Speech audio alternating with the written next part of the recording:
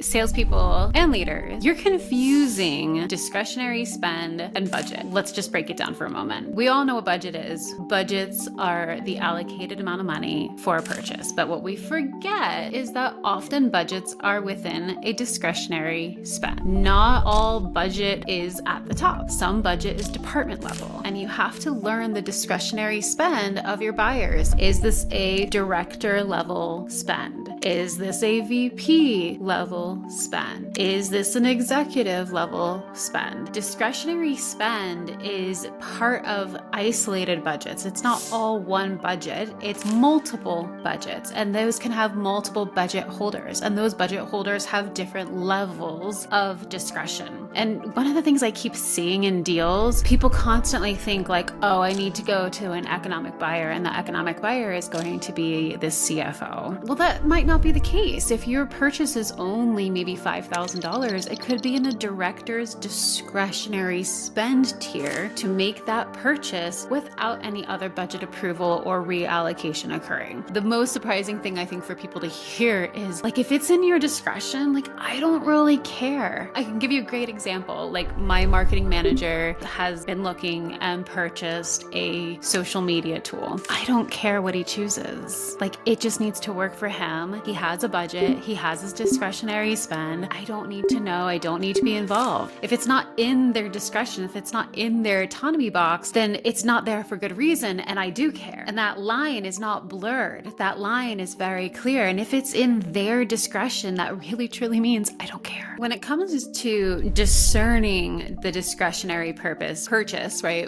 Whose discretion is at play and how far up the food chain that discretion and decision for budget approval is, do you have to ask first and foremost. If it's very high cost, whether that is dollar cost, resource heavy, major business impact, that's going to go up. So there are some general guidelines. If no, then you start to have the conversation of like, okay, well, who will be involved in this budget allocation, right? Which budget will this go through? What is the level of discretionary spend? Who would be the ultimate sign off of this? The number one sign the deal will actually close. It's not necessarily a data point. One of the things I often ask salespeople and leaders is explain to me why they should buy.